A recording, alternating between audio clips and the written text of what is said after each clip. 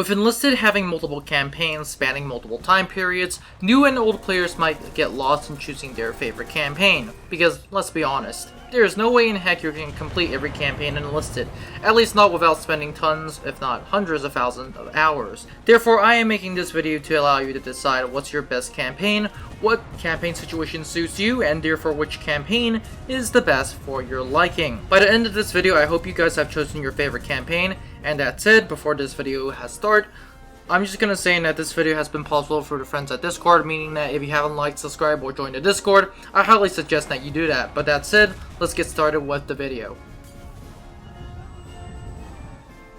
The first one that we have is Moscow. Players who play Moscow are usually here for the balance, and because it's out of all of the campaigns, Moscow is the most balanced. The campaign also has a good share of every class, meaning that with skill, every class can do very well in Moscow. For example, you can snipe, you can tank, you can bomb, and you can mow down enemies.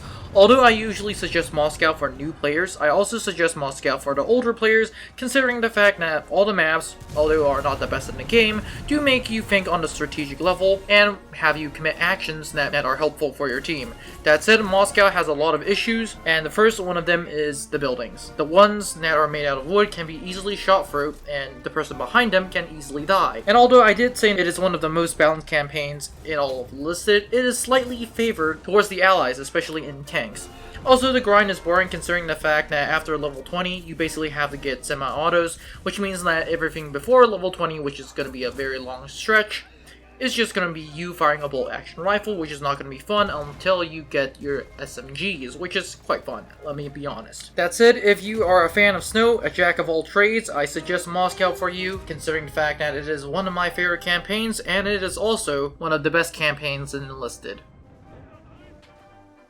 Next we have Normandy. Players in Normandy usually play Normandy for D-Day. Like Moscow, Normandy has a good share of interesting maps in which you can basically snipe, tank, bomb. However, Normandy is the best campaign for close air support, meaning you can literally bomb or fire rockets from a plane. These bombing and firing rockets from a plane usually allows you to dominate games, while soldiers on the ground basically have to constantly dive for cover.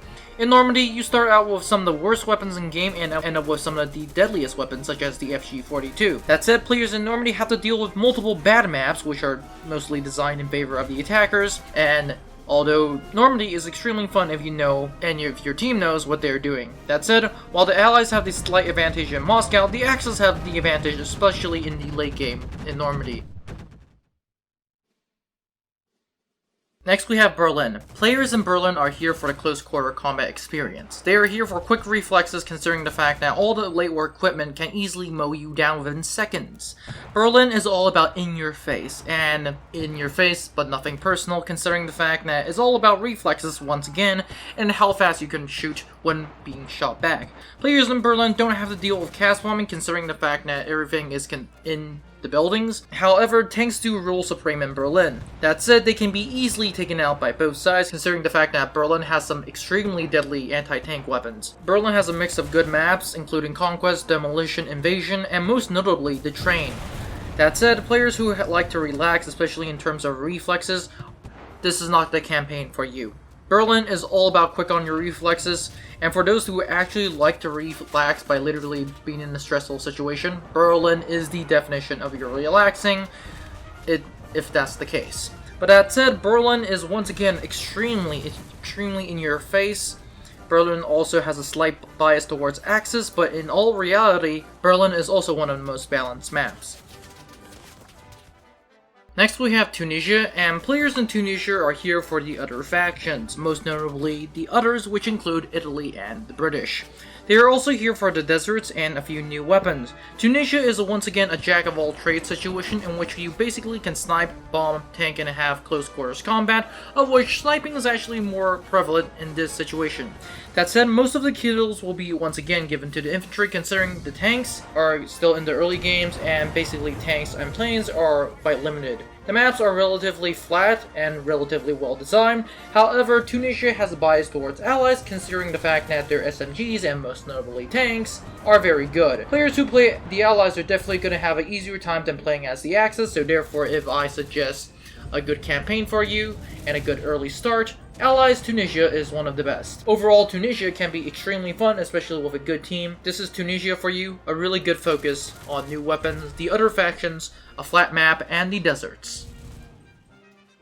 The last campaign that we have is Stlingrad, and players who play Stlingrad have either bought the Stlingrad bundle, which basically costs around $49, or are interested in sniping. They can also be at Stalingrad due to the medic and the TNT. Needless to say, I wouldn't suggest Stalingrad, especially if you didn't buy the bundle, or if you don't basically have a lot of patience, and when I mean a lot of patience, I mean a lot of patience. The bundle, by the way, just unlocks the campaign faster, so you better have a lot of patience if you don't have the bundle. That said, free-to-play players only have 2 tricks up their sleeve. One is being a sniper, which basically you can just snipe every day, anywhere, anyhow. And for most of the battle, you'll just be sniping. Do not expect to go to the front lines, you will just die. Therefore, my best suggestion is to find a good spot and snipe away at the enemy. The other trick is to play the medic. You basically have to play the doctor by healing everyone. This is because players who bought the bundle will be easily able to reach max rank, especially in 1 day's worth of grinding. They will literally have a weapon that can basically just mow you down, especially like the German MKB, the MP717, the PPSH-41, and other weapons. That said, I would definitely say Axis has the bias in Stlingrad, especially with the full bundles. But that said, I highly wouldn't suggest Stlingrad, especially if you're not one of those patient players, with Stlingrad being mostly snipers and medics, basically support classes. But that said, that is Stlingrad for you, and I believe that is also the end of the video. Don't forget to like, subscribe, and tell me in the comments below what campaign is your favorite campaign, and with that said, I'll see you in the next one. Now before you leave, I would like to thank you very much for watching this video. I would be honored if you could like and subscribe to the channel. Remember, more videos are coming out, so it is a good idea to click on that notification button. Anyways, have a great day and I'll see you in the next one.